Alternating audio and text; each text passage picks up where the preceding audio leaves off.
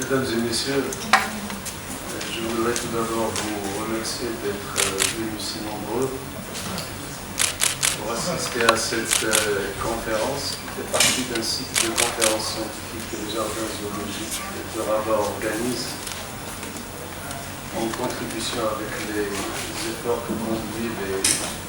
commissariat aux eaux et forêts et à la lutte contre la désertification pour la préservation de la faune sauvage. Je voudrais donc remercier le Jardin zoologique pour cette initiative qui nous donne aujourd'hui l'occasion de nous attaquer à une thématique particulière sur les antilopes sahélo-sahariens et en même temps de discuter ou d'analyser quels sont les nouveautés qui nous permettent d'intégrer un certain nombre de données, notamment dans le programme de noyau fondateur, mais également de translocation de ces animaux dans leur aire d'origine. Je voudrais remercier Dr Hélène Sen pour sa disponibilité, pour avoir répondu à notre invitation et de venir aujourd'hui nous entretenir et partager son expérience sur cette thématique et qui, j'en suis sûr, donnera donc lieu à des débats qui permettront d'enrichir nos démarches et notre connaissance de ces animaux sahélo-sahariens.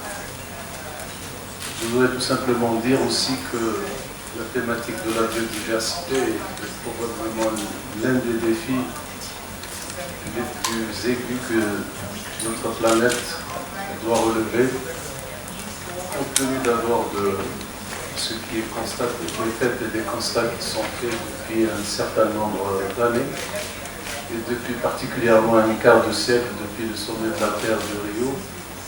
où une convention particulière a été dédiée à cette thématique de la biodiversité.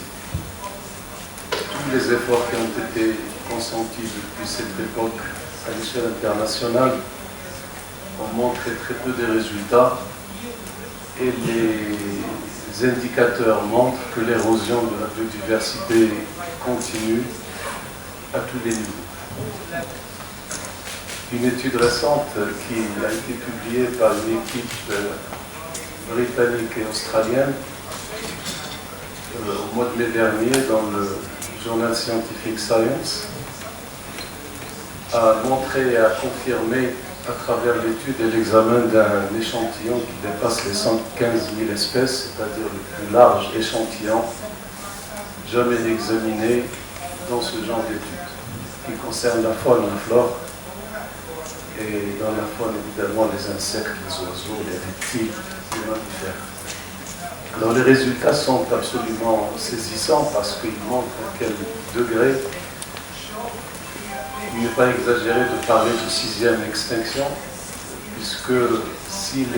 la tendance d'émission de gaz à effet de serre, puisque l'étude concernait principalement les changements climatiques, si on continue sur cette tendance, ce qui correspond au scénario 1 du GIEC, à l'horizon 2100, avec une augmentation de 4,5 degrés, l'érosion, ou plutôt la disparition des habitats des animaux et de la flore va connaître des régressions absolument dramatiques. De 4,5 à 4,5 degrés, une réduction de plus des 2/3 des habitats, donc des insectes et des oiseaux, et de plus de 40% de ce qui concerne les mammifères. Alors sur les scénarios de l'accord de Paris, c'est-à-dire limiter l'augmentation de température à 2 degrés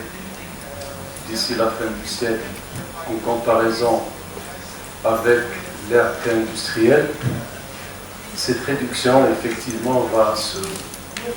être beaucoup plus atténuée puisqu'elle serait autour de 18% pour les premiers et autour de 10% pour les seconds. Le scénario d'1,5 degré est malheureusement une guerre qui est déjà perdue. Parce que quelles que soient les conditions, l'ambition d'arriver à une augmentation maximale de 1,5 degré à la fin du siècle est une bataille qui est déjà perdue. L'année 2017 a été l'année de tous les records. sur tous les plans, à la fois en termes d'événements extrêmes, mais en même temps en termes d'augmentation de température. Les négociations sont à la peine, puisque nous voyons, après les négociations de Bangkok, ces derniers jours, les avancées ne sont pas très significatives pour avoir des ambitions de s'inscrire dans le scénario des 2 degrés. Ajouter au changement climatique toutes les transformations, l'agriculture, l'urbanisation, la pollution, enfin tout ce qui dégrade l'environnement, tout ceci n'est pas au service d'une biodiversité que l'on pourrait espérer garder, préserver à la fin de ce siècle. C'est à ce titre-là que cette conférence nous intéresse pour voir quelles sont les nouvelles données, les données génétiques notamment, dans les antilopes sahélo-sahariennes, et pour voir dans quelle mesure nous pouvons nous armer aussi d'autres instruments qui nous permettent de mettre en application nos programmes. Donc je vous remercie tous et je réitère mes remerciements pour le docteur Elensen de nous avoir fait aujourd'hui l'honneur et l'amitié d'être parmi nous. Merci.